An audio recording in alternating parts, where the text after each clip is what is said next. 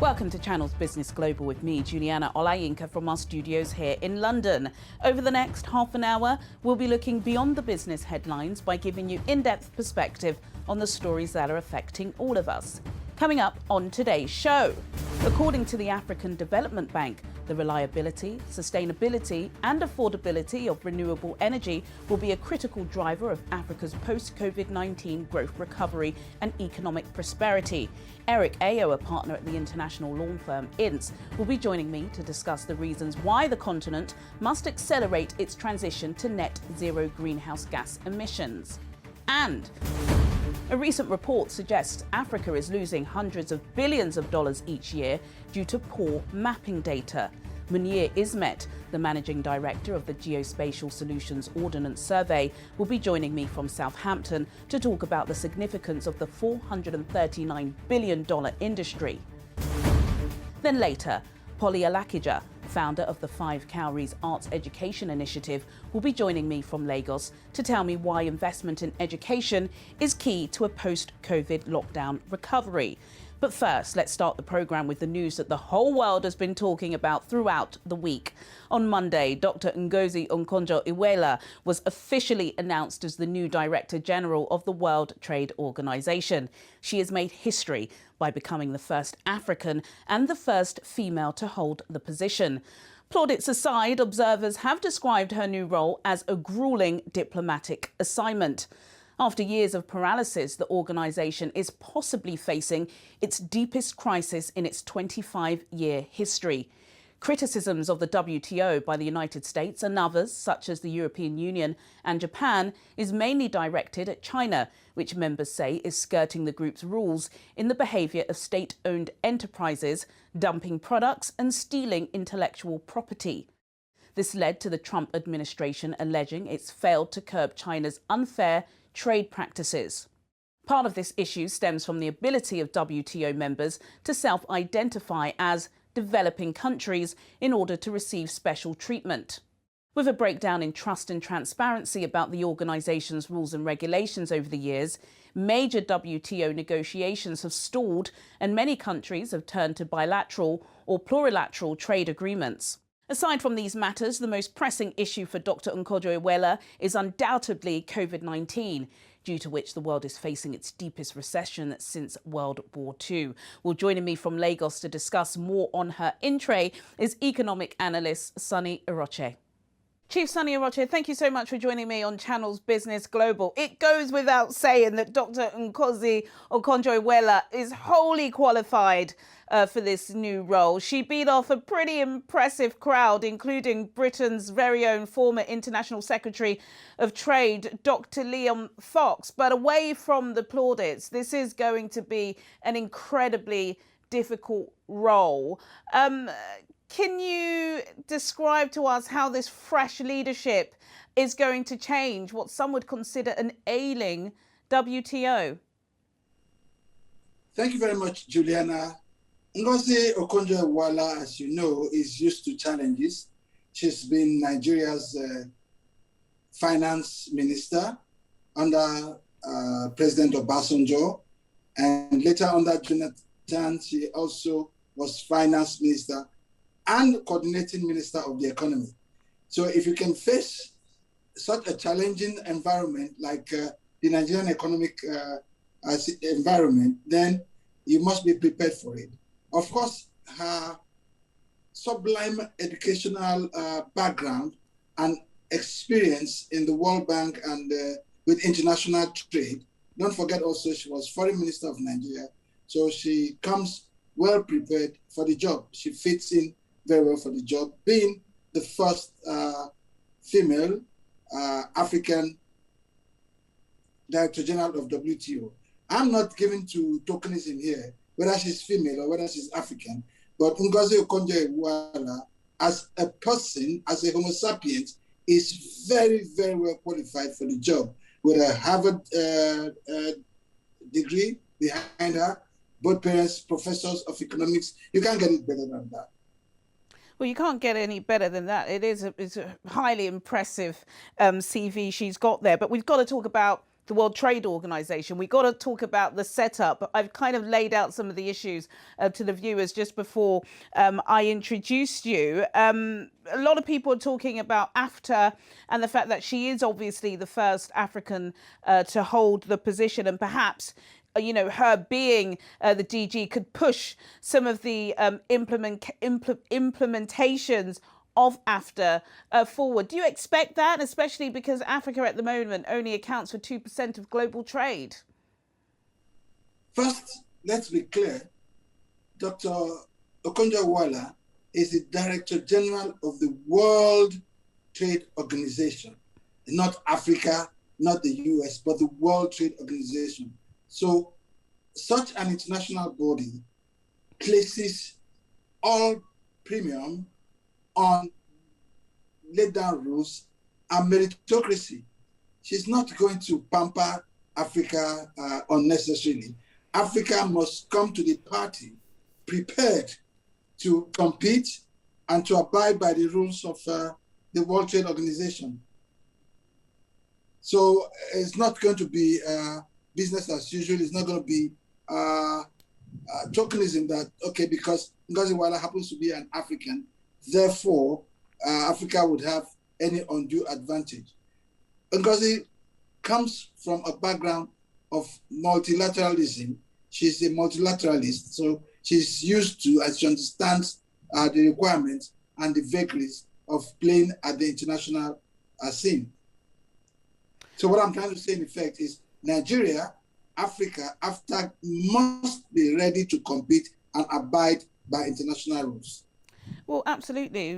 We're talking about tokenism, and of course, we've got to put that aside, but there's got to be something in it for Africa, surely, which is why Africans are so happy that she has this post and has made history. And I presume, there will be something in it for the continent, because she's already said one of her top priorities is to stamp out what we can only describe as vaccine nationalism. Even your friend, Cyril Ramaphosa, when he was speaking at the World Economic Forum, said that, vaccine nationalism is a crime. And, a lot of the highly developed nations must stop hoarding COVID vaccines. Do you think she's going to be successful in that fight, considering that at the moment, most countries are only concerned about what's going on domestically, not really globally? First and foremost, if you have someone who understands your background, who understands the challenges of Africa, of course it helps. She's an African. She understands our challenges. She understands our strengths, our weaknesses, our opportunities, and our threats. She surely understands those things. But it is also incumbent on us as Africans and African leadership to also try to face and ameliorate some of the challenges that their individual countries have. You have to look at infrastructure. You have to look at your own trade rules. I mean, the WTO is a successor to GATT, the General Agreement on Tariffs and Trade. The African countries should abide by the rules. Of course, Ngozi will give a listening ear to everybody, but I mean, she's familiar with the challenges of Africa, which makes her different from any other person. And on vaccine nationalism, COVID has ravaged every country in the world, whilst not supporting hoarding of vaccines. But of course, you know that these countries would take care of theirs first. They have health workers, they have frontline workers that they have to protect. They have their elderly ones that they have to protect. And if you come to think of it, Africa has about 60% of youthful population that are not facing the same challenges as the other developed economies that have developed these vaccines.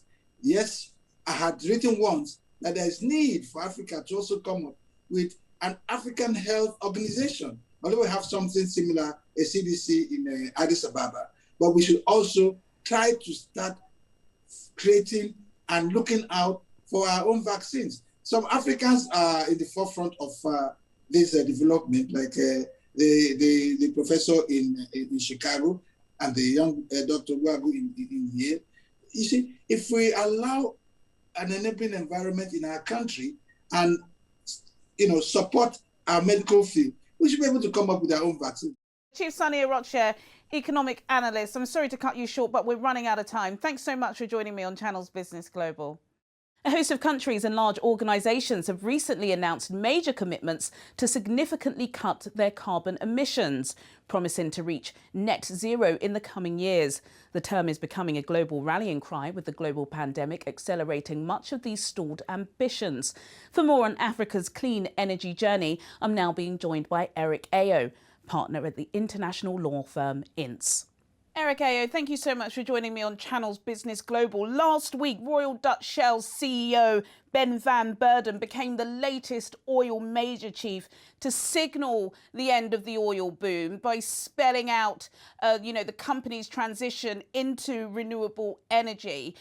Do you think we should start hearing this from the big oil and gas tycoons in Nigeria?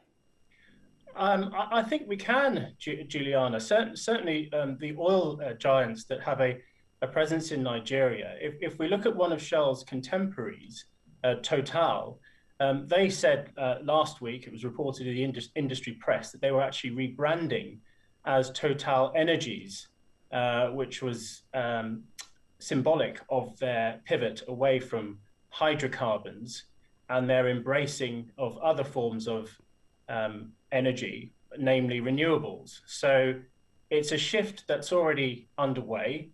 Quite a lot of companies have already expressed a change in strategy. And those that haven't, I think that we can hear from them, or we will hear from them in relatively short order. Last month, UK Prime Minister Boris Johnson hosted African business leaders and heads of states, albeit at a virtual conference. But it was kind of widely agreed during the UK Africa Investment Summit that renewable energy will be a critical driver in Africa's post-COVID economic growth, recovery and prosperity. Do you agree with that sentiment? I do, Juliana. The world is moving inexorably toward renewable energy. And the oil majors all recognize that, a significant number of them having subsidiaries that are dedicated to renewable energy, developing it and the use of it.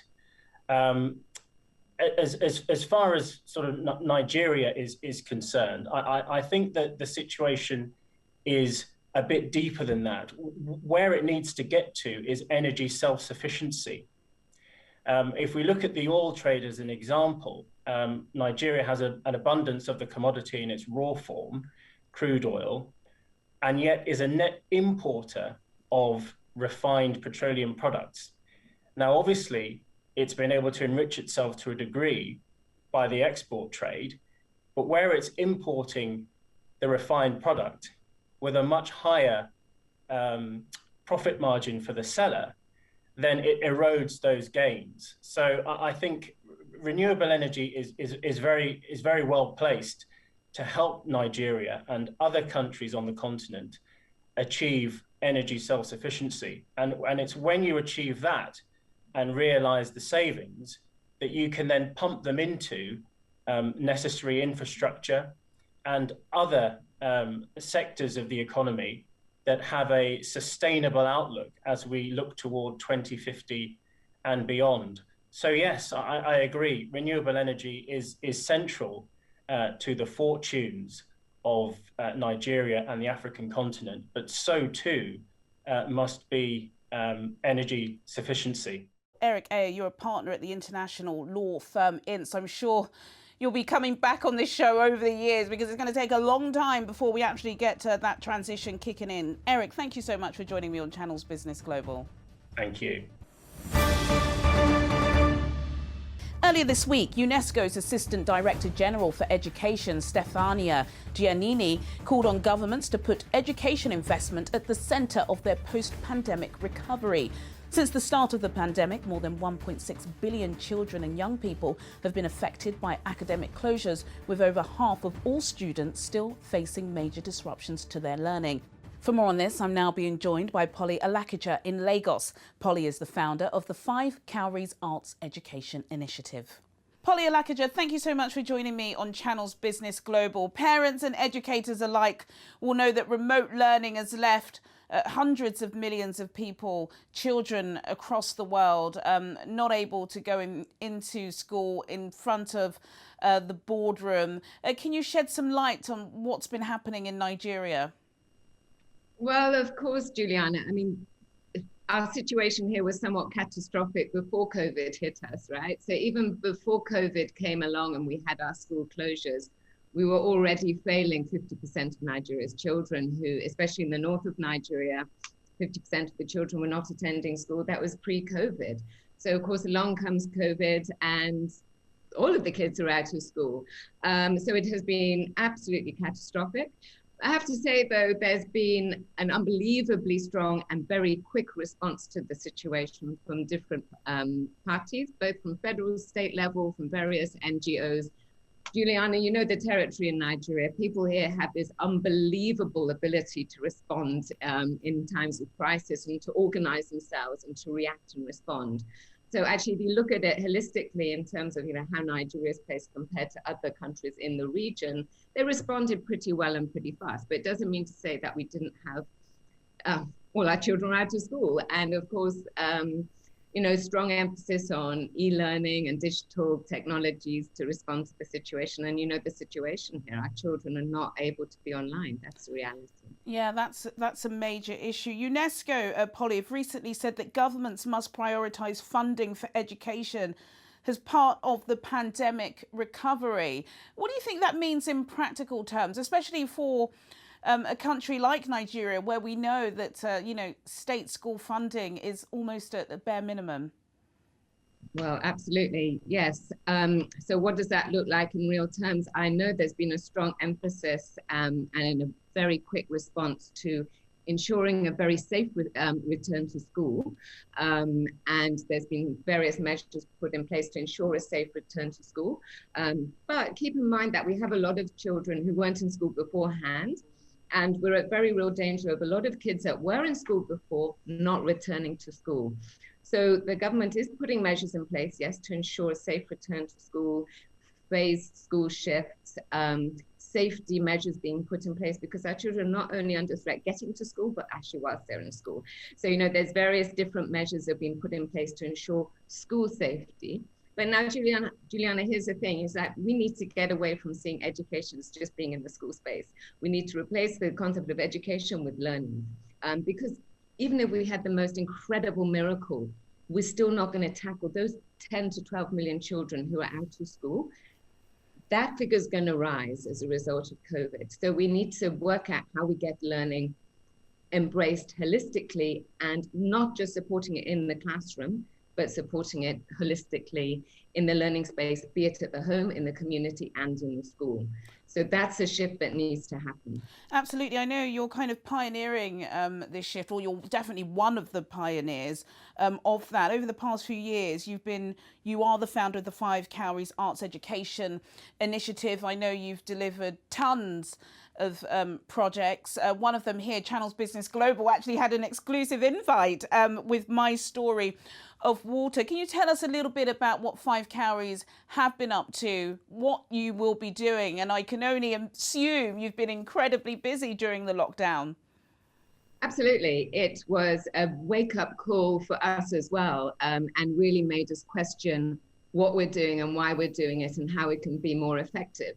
And actually, it was the best thing ever for us as an NGO because it really forced us to strategize and work out, okay, we've got these 10 million kids out of school. How are we going to approach it? So we just buckled down and started developing much needed learning resources and sort of stumbled into it, hit the ground running, and all of last year we're creating the resources that was the missing link. So over all the years that we've been working in the arts education space, the missing link has been learning resources and materials that are designed and written for our children, the children of Nigeria. So that was our absolute focus. And we initially challenged by the Commissioner of Lagos State, Ministry of Education, to respond to an age group of 9 to 14-year-olds. So that was our initial response. But then our resources, we literally spent the time printing physical worksheets, getting them out to communities, and they ended up in communities across Nigeria and were very well received by families and used by, I say, children as young as 5 and as old as 95. So what was lovely was that they really were embraced in the home, and we were really able to see that home learning works. And our parents across the country are very able and willing to be part of the children's learning experience. Polly, I just want to thank you. I want to thank you on behalf of the voiceless in Nigeria and their parents, because you're doing so much. As you were talking, we were showing the viewers some of the colourful images from your website. They're so nuanced, they're so fun. And, you know, you have been able to transfer some of your creative energy online. And I think for all the better. So people, even in London, can access it. Polly Alakija, thank you so much for joining me on Channels Business Global. And do come back and tell us more about some of the initiatives that the Five Cowries Project have towards the end of the year. Thank you. Thank you, Juliana. It's been my pleasure.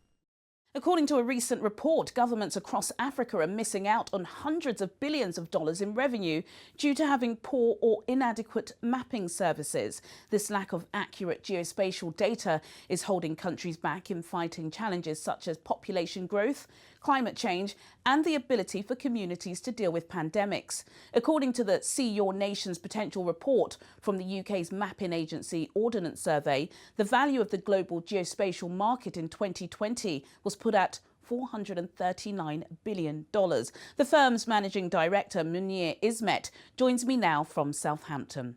Munir Ismet, thank you so much for joining me on Channels Business Global. I've been reading through one of your recent reports. Absolutely fascinating. But for those that are not as smart as a man like you, can you explain how a country's geospatial maturity is linked to growth in GDP?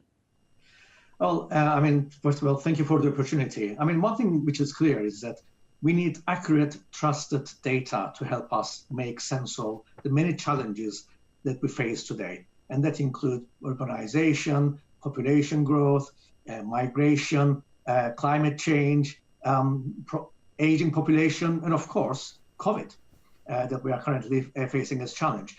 And government spending on geospatial information is a high impact investment in a nation's long-term economical health, with benefits over 3 times larger than the potential costs. And globally, the economic value of geospatial services is roughly 0.2%, but in some countries we're seeing growth up to 2% even from their contribution. And accurate information helps nations really understand where investment is needed, growing new markets and stimulating economic growth, but it also benefits communities and the citizen, of course.